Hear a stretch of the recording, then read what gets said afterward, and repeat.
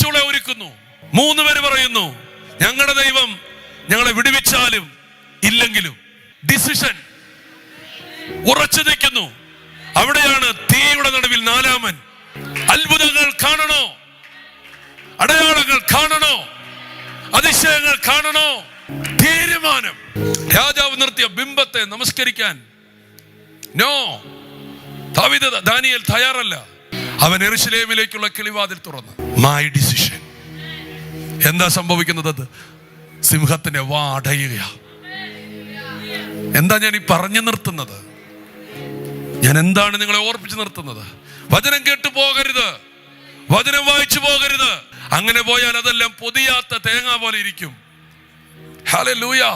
പക്ഷേ നിങ്ങൾ ആ വചനം കേട്ടിട്ട് നിങ്ങളെ വിട്ടുകൊടുത്ത് ഒരു തീരുമാനമെടുത്തോ, കണ്ണ് തുറക്കുന്ന വേഗതയിൽ അത്ഭുതങ്ങൾ നടന്നിരിക്കും.